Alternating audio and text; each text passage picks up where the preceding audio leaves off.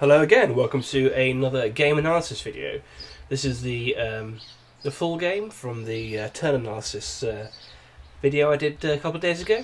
So we'll go through it from start to finish. As always, just to remind you that this is not by any stretch of the imagination meant to represent perfect Blood Bowl or exhibition of what you should definitely do. It's a case of talking through decisions, picking out ones that in hindsight were right or possibly more likely wrong, and then just seeing what we can do. And I think the thought process is as useful as the actual actions that we take. Finally, typical reminder, please like and subscribe to the video if you enjoyed this. Let me know that you did. You can always check out my Patreon page for a list of all the stuff that I've done, articles and videos, and you can also sign up if you so choose to see some exclusive content or just to say thanks. Okay, let's get going. So we've got Lizardmen versus Orcs, and it's rookie teams, no skills. I find it easier to do those kind of games because you don't have to keep talking about where all the particular skills are.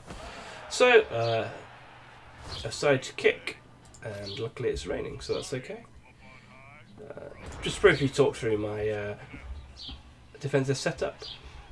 So I don't need to defend the sidelines totally from Orcs because they're not going to run down there try and score a quick touchdown. But defend a little bit, don't give them away completely. Hiding the skinks back here so they can't be blitzed particularly easily on turn one. It's not particularly likely he's going to want to go for it to get around there. It's possible, but he can't completely hide them. On turn one anyway. And then I've got 3 people on the line of scrimmage, 3 of them together as normal. That minimises the number of blocks your opponent can throw, and you might as well have the big guy on there because he's a little bit harder to hit. So potential for not putting the big guy there, because considering they've got Black Orcs who can hit him, but with rookie teams and no mighty blow or anything about, I thought I might as well just get stuck in. So he's throwing a few blocks with his, he's correctly marked the ball first and throwing a few blocks to the Black Orcs rather than with the blitzers. That's not a terrible idea, even though they don't have block. You don't want to get all of your players just completely bunched in. You need loads of assists to get blocks with the blitzers. Against throw 4.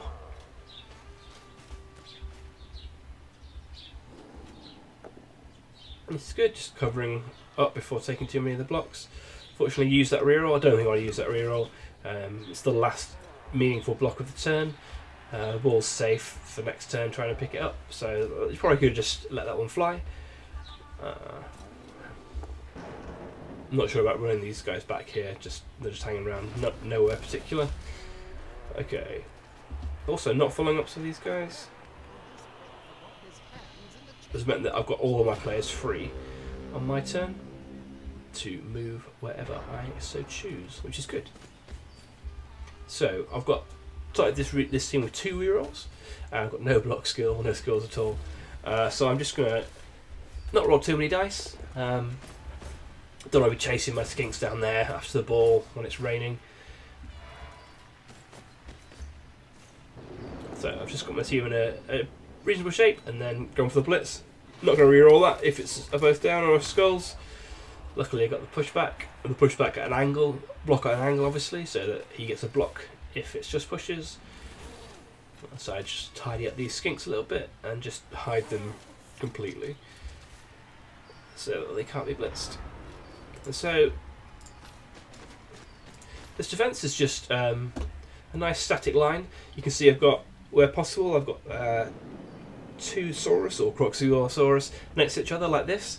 That's just a case of should my opponent want to blitz one of these guys, he might have to leave somebody in contact afterwards who can be blocked back in turn in the future turns. This one guy on his own, by nature of there being an odd number, it's going to have to happen there. And also I've got the skinks here, so that's not a place he's going to want to go through. It's completely blocked off.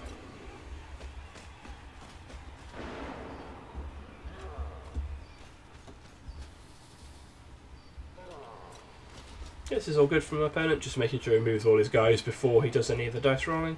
So he's setting out his plan for the turn. putting all the players in the positions before making the dice rolls. Not sure why that Black Orcs moved backwards, but otherwise not too badly. And as you can see, he's taken that blitz on, which is perfectly fine. But in doing so, he's meant that I can get a block back on my turn. So, on my turn, I can see that he's pushing down this right-hand side line. Orcs are quite slow, so the chances of them completely switching flank from one turn to the other is quite low. They can do it over several turns, but not immediately. So I'm just going to bank off my defence here, and then just block him off from moving down there, hopefully. So just I'm planning to blitz this guy here, but I'm just moving my players round before I do so. Luckily I get the POW, which makes things slightly easier, so I can get a now 2 dice block on him as well.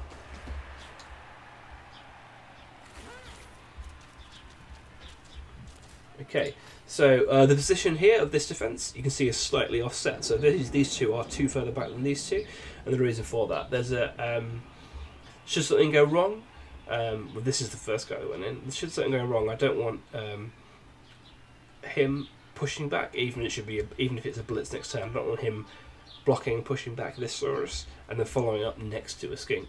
So I'm 1 square further back so that there isn't a case.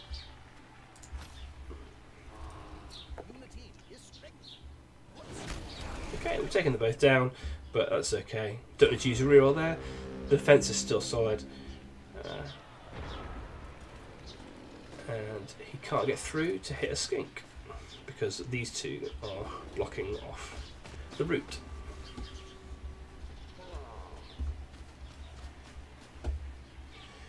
So I didn't activate the Croc Squad on that turn. I thought it was doing a reasonable job just hanging out, so not trying to overroll with him.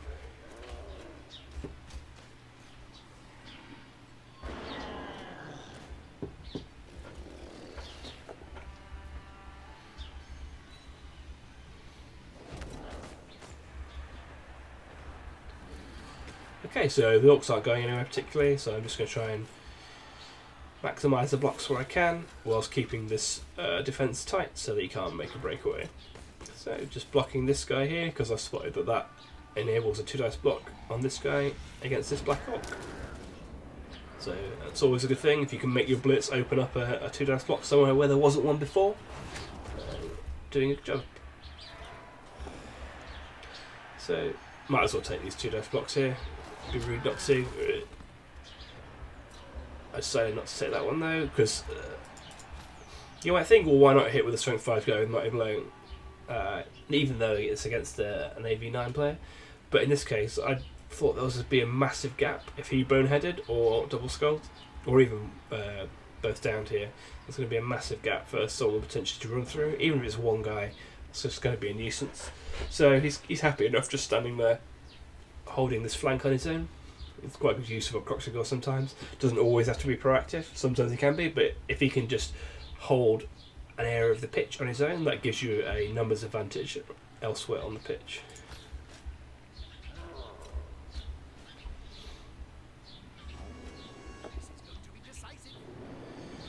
Okay, so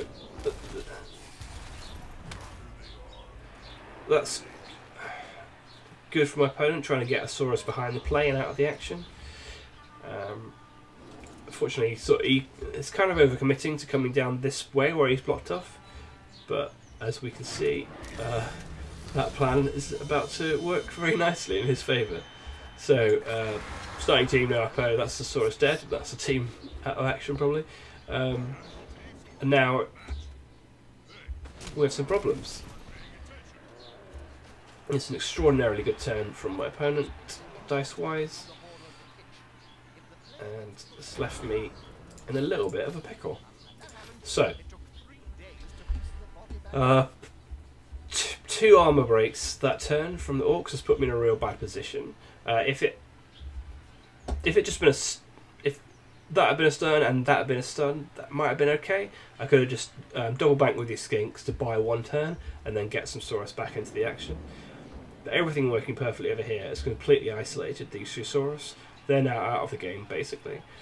In his next turn, he can just swarm through with these 5 of his players against 4 of my skinks. So 5 orcs versus 4 skinks is not a battle I'm going to win. So the plan has to change. So previously the plan was just a standoff and then stop him from making any form of momentum or progress, or stopping him scoring, hopefully going for 0-0. Now we are going to have to do what is known as pushing the button. So you completely change your tactics, going to have to go for it. And my opponent has left something absolutely ridiculous on here, putting his ball carrier next to the sideline when I've got stunty players. So I'm just going to have to go for the surf here, and then go highly aggressive, surf this player, and see where the ball goes. Basically my only chance, or the best chance I've got, of getting anything out of this half. I don't want to completely sell out on that first action, so I'm going to take a couple of blocks just so I've got something going on other than that, other than this attempt. So definitely should have taken these blocks. I then go on to take these blocks and end up using a reroll. I think that's possibly a mistake. These guys are doing a great deal. I should have not activated these 2 guys. Okay, so I'm gonna have to dodge through here with stunty. So that's going to be 2 stunty dodges and a half dice block. But that's only if I mark this guy, otherwise it would be 3 dice against block. So that's why I've had to move this skink in here. Even though it's great potential for him being surfed, I have to do it. There's no point just sitting around wondering, especially with a rookie team first game. There's no point just losing. You might as well go for everything, and then if it all goes wrong, just start the team again. So lucky enough to get the dodges, half dice, and lucky enough to get the push as well. So no, not too bad dice wise for me. Certainly not now, once you see where the throw-in goes. So it's bouncing all around over here, and then it ends up back on the skink who catches it, which that's absolutely perfect.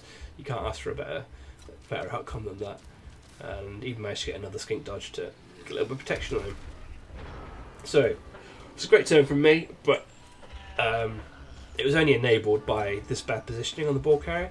If he doesn't put the ball carrier there, if he puts him almost literally anywhere else, even just on his own over here, he's probably still going to be fine. And I didn't use dodge there to try and avoid the surf. Unfortunately I got caught out and casualties anyway. And then this guy is also in a bit of trouble and injured. So 3 casualties in 2 turns. That's a problem. We are having a little bit of an issue there.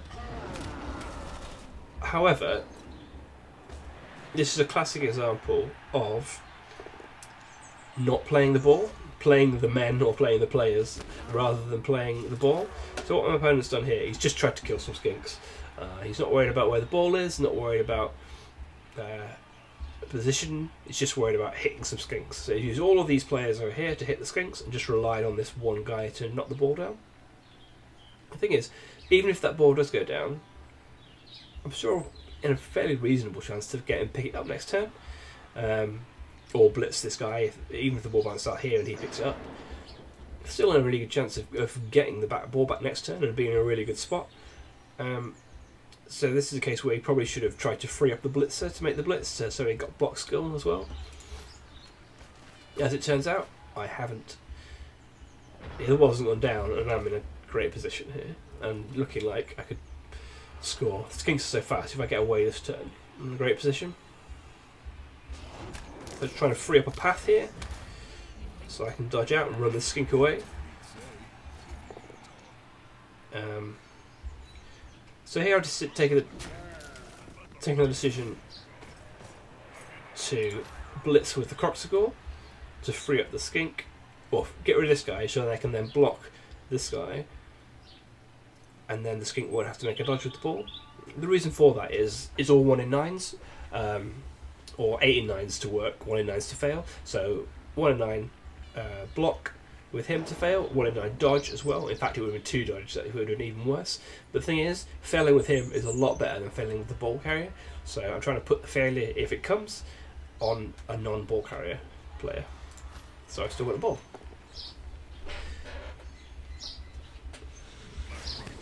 Yeah, in this case it's fine.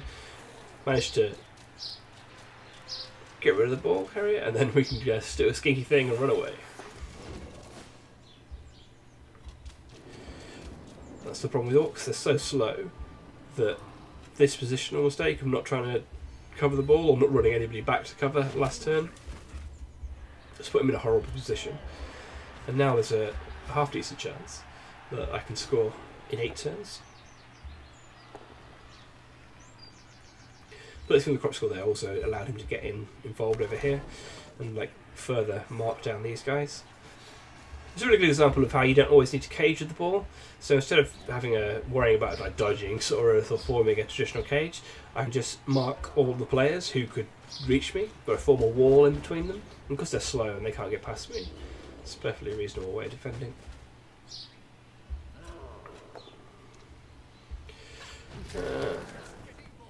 Now my opponent's coming to some bad dice. And I'm quite happy that that is the case. So now we can just run down here and just hide out, and then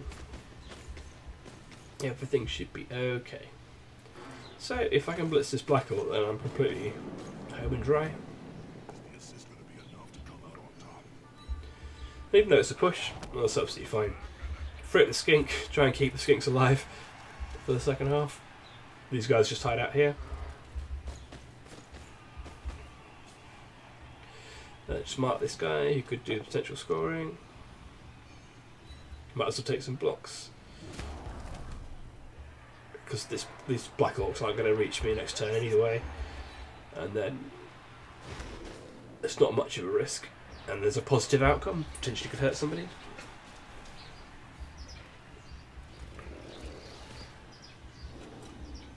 Yeah, as you can see, the slow nature of the Orcs has meant they're just completely out of it. And yeah, my opponent's caught some bad dice here. 1 in 9 casualty.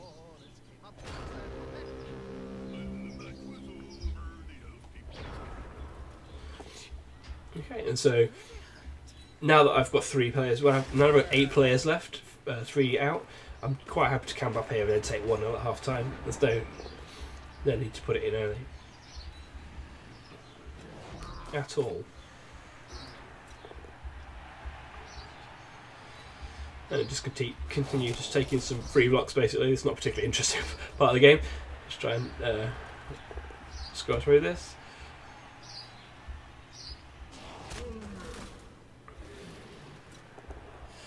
Yeah.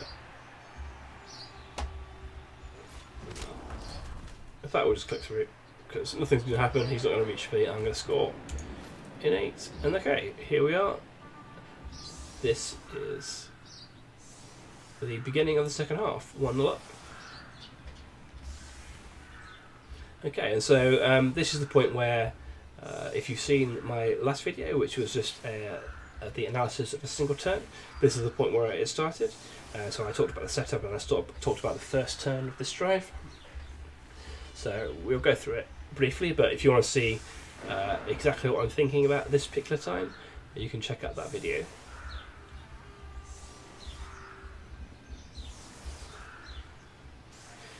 But in brief, my main plans here are just to try and score as quickly as possible.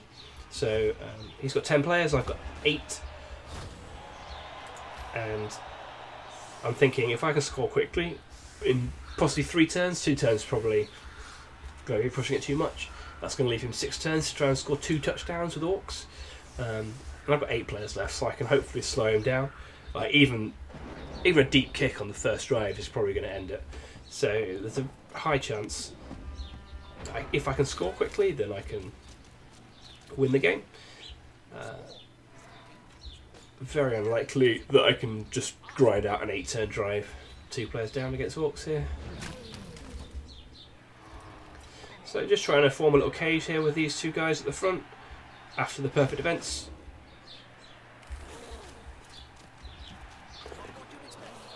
but unfortunately I failed the pick up here, so in a little bit of a pickle.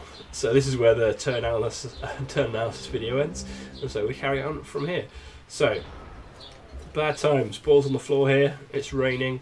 If he gets a load of guys around the ball, then I am in a pickle.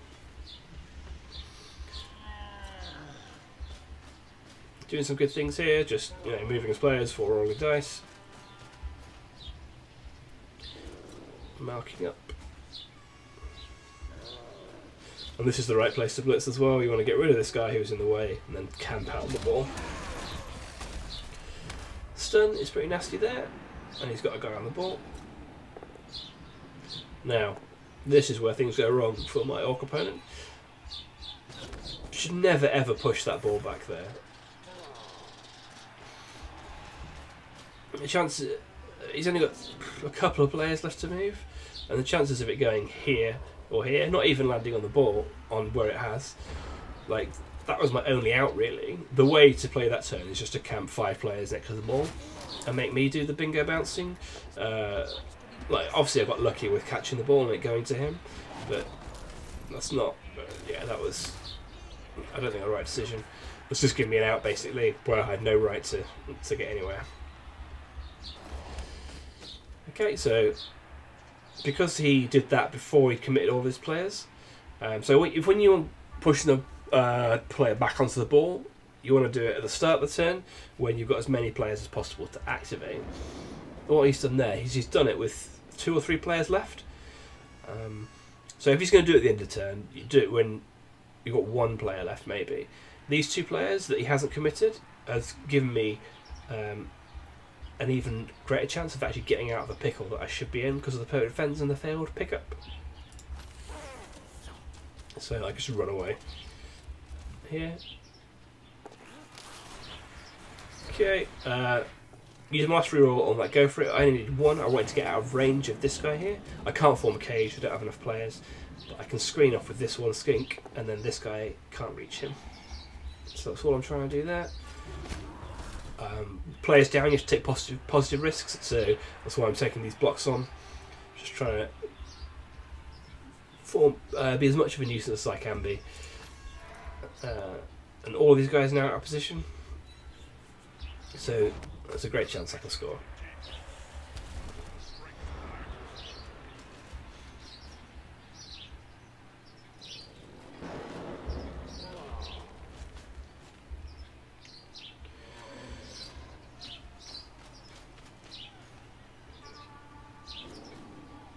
Okay.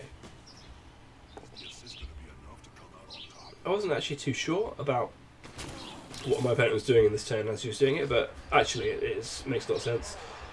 He could have he's moving this guy over away from my player to get the 3 dice, but that's very useful in getting, all he can do is mark my player this turn anyway. And so what he's doing is he's basically marking up as much as possible to force me into a position where I have to make the dodge. Again, that dodge is a good idea from him as well. Stops me getting this Saurus to blitz away.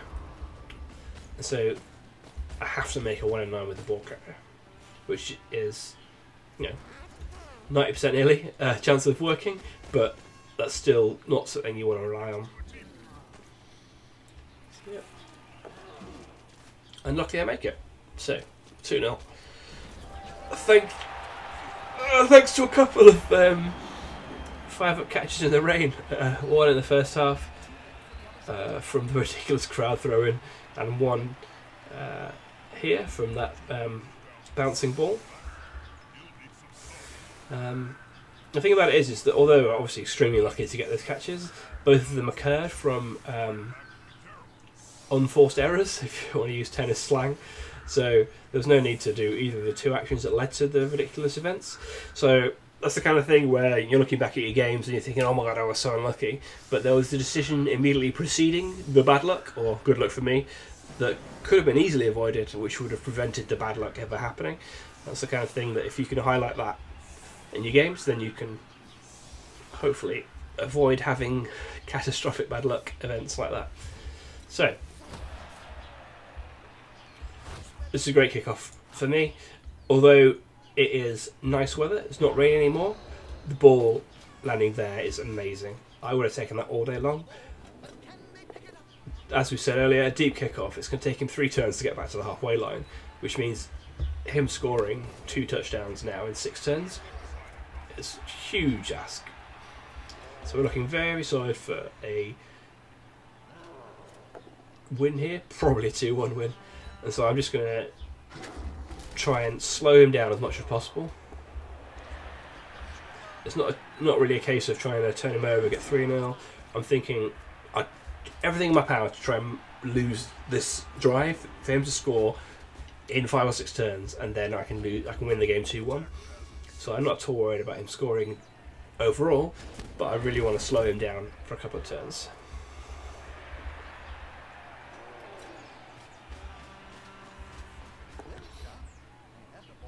Okay, well, yeah, as I said, kick, fantastic over there. So yeah, no rerolls left at this point. Used them both on the thing, on the quick touchdown. So he's the furthest forward player, the most likely to score. So I want to get rid of him. So blitzing him with a pushback going into this guy for a second block was the priority, and then I've marked all the players in here, getting stuck in, just trying to slow him down, getting everyone in contact.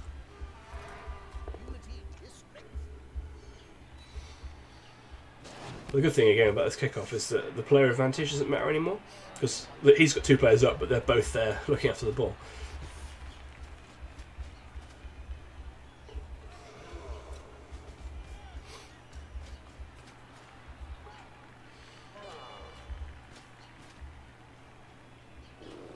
So it's a strange game in a way, because we're pretty unlucky to get the casualties that early on.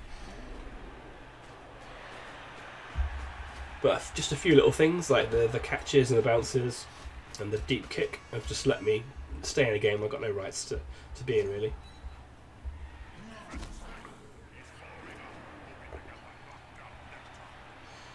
One less power there is a little bit unfortunate, but I don't really think I can complain at this point, because especially now he's failed that dodge, so that's all good. So that dodge was actually a pretty bad one to make, I think, because as we can see, there's now a blitz free on the ball carrier. And as I said earlier, I just wanted to try and slow him down, and now I've got to decide whether I want to go for this ball, hit on the ball, or whether I want to just drag people back and then just try and be really offensive. And the key decision is, well, the key thought is, what's going to slow him down the most? And the dice are going to be the same. Wherever I blitz, I'm going to be looking for a power or a push power. So I think if I get this ball down, or even just get involved over here, that's going to slow him down more than if I just move everybody back. So him dodging this guy out has freed up one of these 2 Saurus. So I can block this guy away. If I get the power, which I do, then this guy is free to blitz the ball carrier. So I just need to dodge a skink away to mark the assist, and in we go.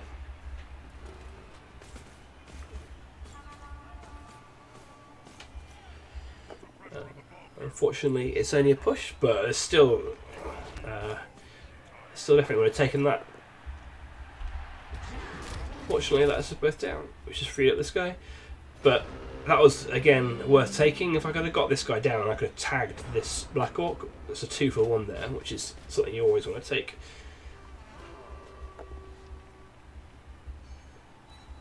Fortunately, stunned this guy, but it's a risk we have to take.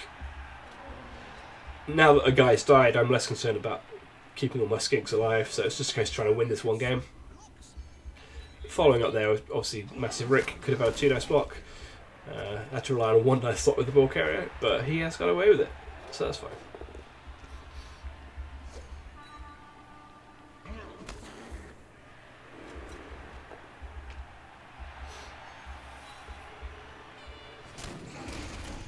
A few blocks here. Dodge away from prehensile tail.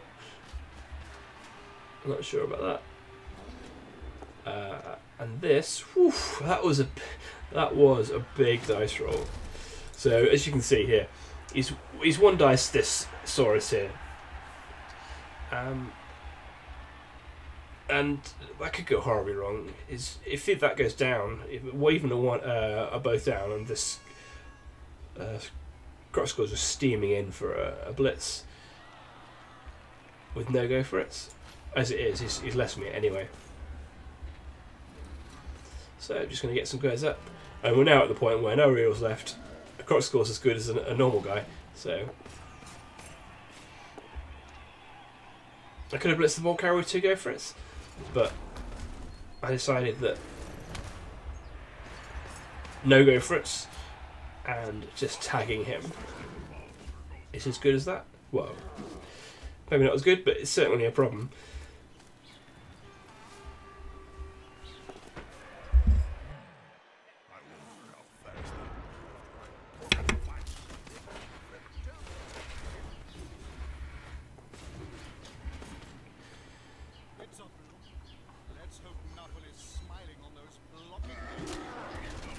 Yeah, my opponent's got a bit ragged here. 4-up dodge and 1 dice blitzes with the ball carrier.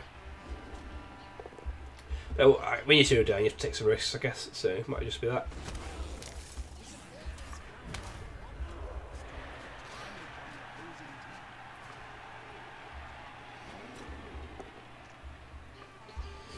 That's fine, 1 in 9 there, we'll take that. So we're just going to try and do what we can to try and slow this guy down.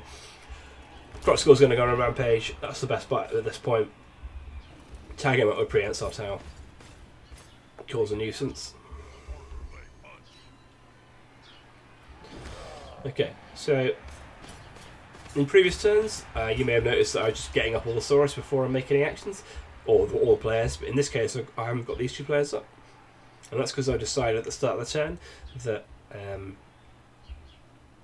he's going to move potentially. So I want to block with him to free him up so he can move to mark him to make it harder to get rid of this Crosscore. But I don't want to roll those dice first, I want to roll these dice first. So that's why he's not currently stood up. Luckily got the push there, which allows me to move this guy over here, tagging this man, or this Orc, sorry. And then I can get this skink out, hopefully. So I got a 2 dice block there, which frees this guy from having to roll a dodge. Same dice, same odds of failure, but it just has an added bonus of knocking someone over. So I managed to mark these 2 black orcs with 1 skink, which is very handy indeed. 2 showing 4 players marked up by 1 stunty. I'll take that. 1 dice for that block from the Orcs there. I mean, there's nothing much more you can do here. Unfortunately, he got the power thing. A push would have been nice. Can't really expect a goal, but a push would have meant I could have freed him up and got in contact next turn.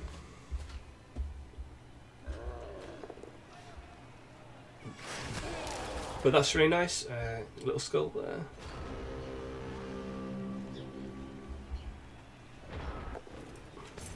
And we have just the case of getting this guy and tagging the ball carrier. That's all we can do. We can get 1 of these Saurus next to him to go for it. So there's not much more on. Might as well give that a go. And then we can tag up the rest of the players, and so make it a 3-up dodge regardless. No rerolls. 3-up dodge. Oh, we had a 3-up block and a 2-up block and a 3-up dodge with no rerolls for him to score. So, you know, we will take that. And even if he scores, it's still going to be 2-1 to beat. So we're more than happy.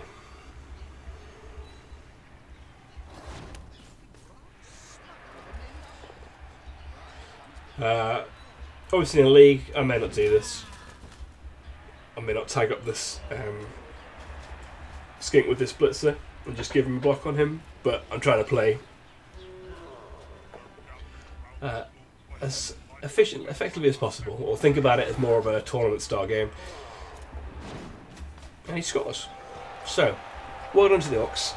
They got the touchdown, but it's still 2-1 to the Lizardmen. So, more than happy with that, considering that we had a few people die horribly. And that's that. So, thank you very much for watching. I hope you enjoyed it, and hopefully see you next time.